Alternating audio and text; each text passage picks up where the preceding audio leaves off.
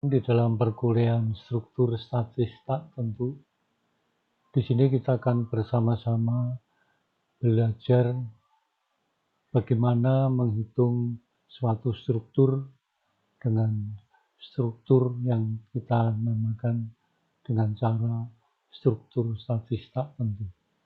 Pada kuliah sebelumnya kita sudah mempelajari tentang struktur statis tertentu atau determinate structure.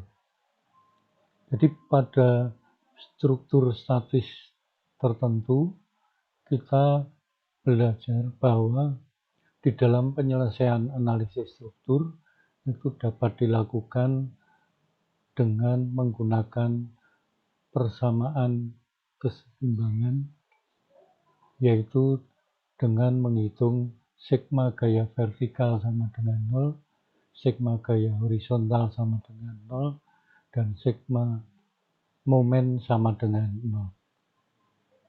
Nah, pada struktur statis tak tentu,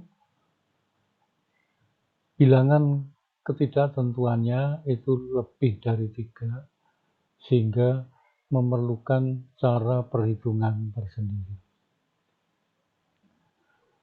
Berikut ini adalah buku-buku yang dapat kita gunakan di dalam perkuliahan ini atau untuk lebih memahami bagaimana pengertian tentang struktur statis tak tentu itu.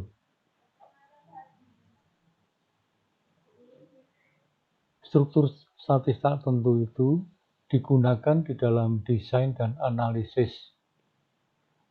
Kalau kita lihat bahwa fungsi dari semua jenis struktur adalah untuk menahan tegangan yang disebabkan oleh beban, kemudian perubahan temperatur,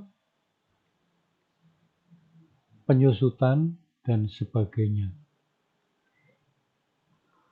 Pada umumnya, beban yang ditahan oleh sebuah gedung itu terdiri dari beban mati, yaitu beban dari komponen-komponen strukturnya sendiri, baik itu balok, kolom, maupun platnya. Beban yang kedua adalah beban hidup, yaitu beban dari orang-orang yang berada di dalam gedung itu dengan perlengkapannya. Sebagai contoh, beban hidup untuk perkantoran adalah sebesar 250 kg per meter persegi. Beban berikutnya adalah beban angin, terutama untuk perencanaan atap. Ini kita menggunakan perhitungan beban angin juga untuk struktur yang tinggi. Beban yang keempat adalah beban gempa. Kita tahu bahwa Indonesia itu terletak di dalam daerah Ring of Fire, di mana pada bagian selatan dari Pulau Sumatera, Pulau Jawa, kemudian ke arah Nusa Tenggara, kemudian ke Papua dan ke Maluku, itu ada lempeng pertemuan antara lempeng Australia dan lempeng Asia. Nah, disinilah potensi gempa di Indonesia itu sangat besar, sehingga mau tidak mau kita harus memperhitungkan beban gempa. Sedangkan pada jembatan, beban yang ditahan yaitu berupa beban mati serta beban bergerak dari lalu lintas. Analisis struktur adalah pembahasan yang berhubungan dengan hitungan reaksi, gaya, serta momen. Kemudian terjadinya deformasi, yaitu perpindahan tempat secara translasi dan rotasi. Semuanya ini diakibatkan oleh beban yang bekerja pada komponen struktur tersebut.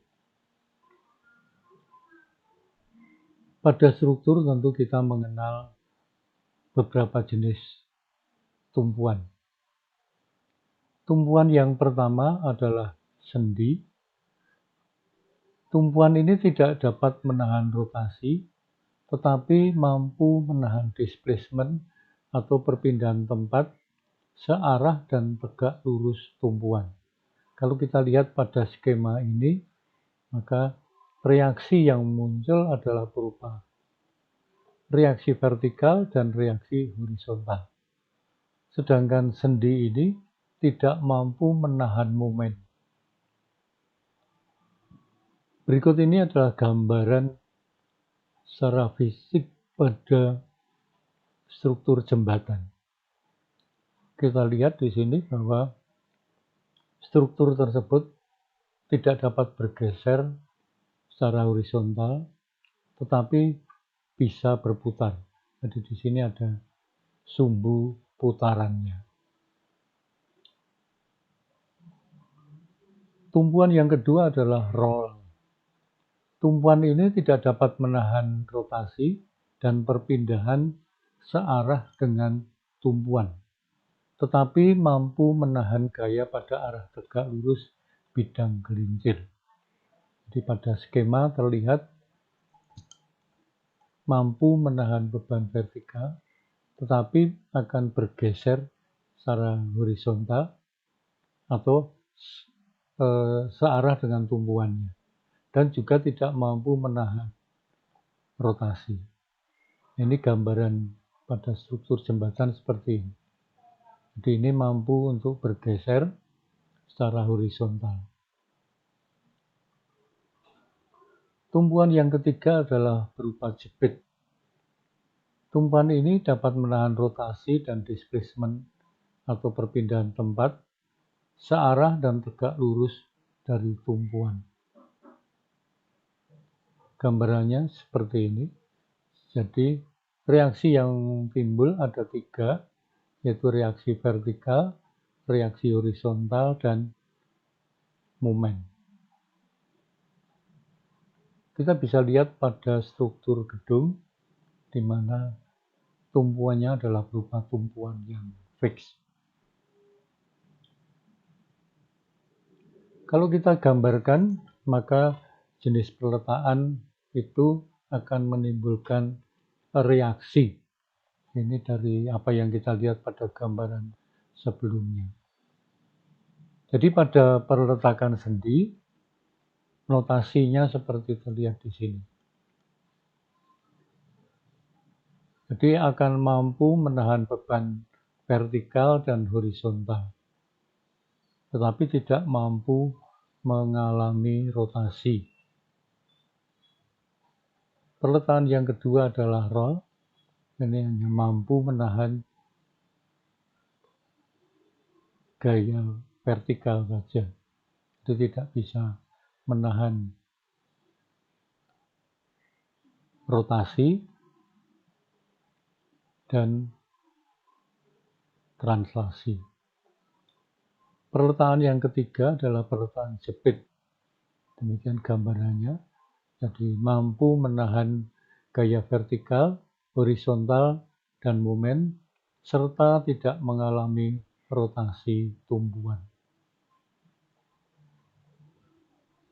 Kita kenal di dalam struktur statis tertentu bahwa suatu struktur 2 dimensi itu mampu menahan atau bisa kita katakan memiliki syarat kesetimbangan, yaitu sigma gaya vertikal sama dengan 0, sigma gaya horizontal sama dengan 0, dan sigma momen sama dengan 0.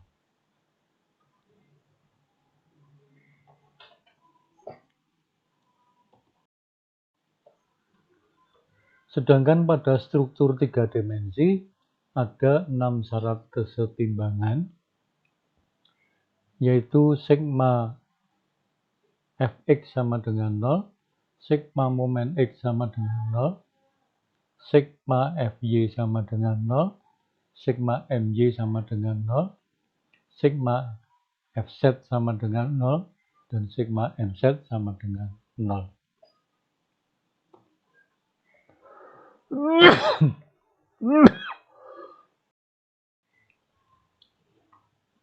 Pada suatu struktur balok atau portal, apabila jumlah join atau titik kumpul atau titik simpul termasuk perletaan dinyatakan sebagai J, jumlah batang yang dibatasi oleh dua join dinyatakan sebagai M, dan jumlah reaksi perletaan dinyatakan sebagai R, maka di dalam bentuk formulanya nanti kita bisa perhitungkan apabila terjadi kelebihan reaksi-reaksi perletaan. Nah, pada struktur statistik tentu atau statically indeterminate structure terlihat dalam gambar ini, yaitu bahwa ini mampu menahan gaya vertikal pada A karena perletaannya adalah perletaan jepit, kemudian mampu menahan gaya horizontal dan momen. Sedangkan pada B ini hanya mampu menahan beban gaya vertikal saja.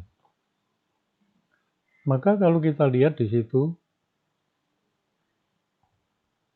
ada kelebihan bilangan statistik tentu. Coba kita lihat bagaimana cara penyelesaian dengan persamaan keseimbangan. Kalau kita ambil yang pertama sigma gaya horizontal sama dengan 0, maka nanti RAH sama dengan 0. Jadi di sini tidak ada beban horizontal.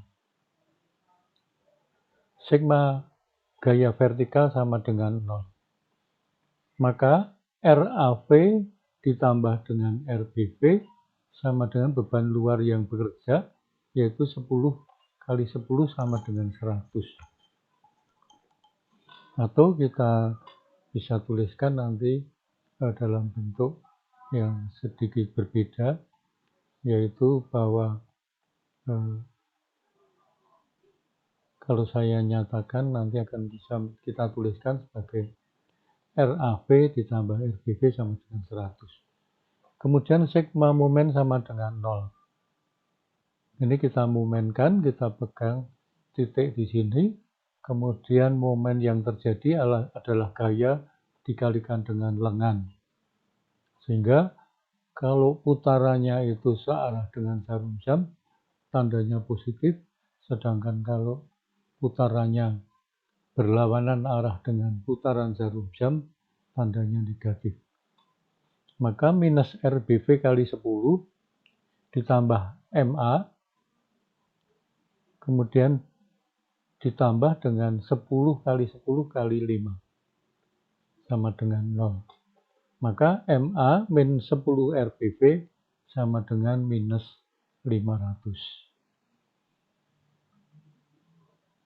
Maka dari persamaan kesetimbangan didapat persamaan yang pertama RAV plus RBV sama dengan 100, persamaan yang pertama. Kemudian MA min 10 RBV sama dengan minus 500. Jadi ada 3 buah variabel yang tidak diketahui, yaitu RAV, RBV, dan MA. Dan hanya ada 2 persamaan, sehingga tidak dapat diselesaikan.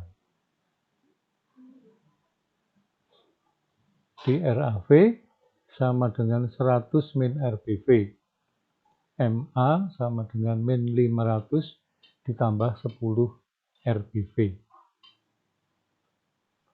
Nah, kalau kita gambarkan dalam bentuk skema, maka hubungan antara RAV, RBV, dan MA bisa terlihat di sini.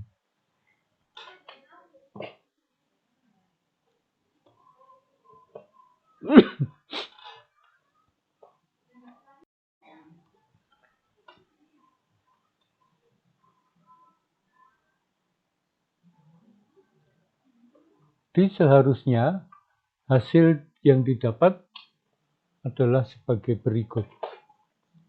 Jadi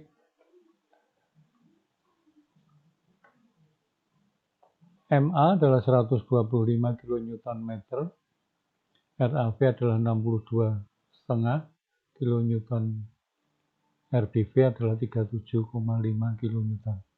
Maka kita bisa gambarkan ini dalam bentuk shearing force diagram atau diagram gaya lintang dan bending moment diagram atau diagram bidang momen. Kita melanjutkan dengan prinsip dasar dalam analisis struktur.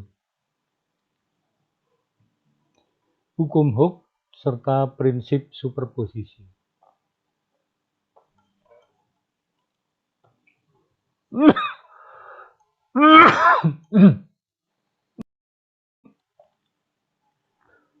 Hukum Hooke menyatakan pada suatu struktur tegangan sebanding dengan regangan atau sebanding dengan deformasi. Struktur yang memenuhi hukum ini adalah struktur yang elastis linear. Kemudian prinsip superposisi. Gaya-gaya dan deformasi pada struktur elastis linear yang disebabkan oleh sejumlah beban secara simultan dapat diperoleh dengan penjumlahan aljabar dari pengaruh beban yang sama yang bekerja satu persatu tanpa memperhatikan urutan dari pembebanan yang ada. Kalau kita gambarkan seperti terlihat dalam skema seperti ini. Jadi ini adalah hubungan antara simpangan, defleksi secara linear, dan beban. Ini dengan beban yang ada akan kita peroleh defleksinya. Nah, ini akan berupa sebuah garis lurus.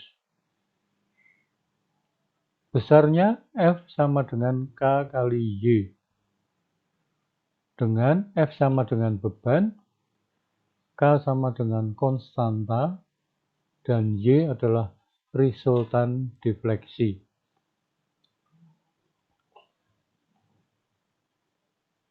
Gaya defleksi yang terjadi adalah jadi F1, F2, F3, maka defleksi yang terjadi adalah Y1, Y2, dan Y3. Sigma gaya, jadi F3, itu sama dengan F1 plus F2. Nanti kita akan lihat pada gambar strukturnya. Demikian pula defleksinya, Y3 sama dengan Y1 plus Y2. Sedangkan pada beban defleksi nonlinear itu akan berupa sebuah parabola. Jadi di sini tidak linear. F sama dengan K kali Y pangkat N. Dengan F adalah beban, K konstanta, Y resultan defleksi. Kita lihat di sini berbeda bahwa F3 sama dengan F1 plus F2, sedangkan Y3N tidak sama dengan Y1 pangkat N ditambah Y2 pangkat N. Jadi di sini ini menjadi tidak linear. Jadi bahwa Y3 pangkat N tidak sama dengan Y1 pangkat N ditambah Y2 pangkat N, ini menunjukkan ada invalidity dari prinsip superposisi untuk struktur nonlinear elastik.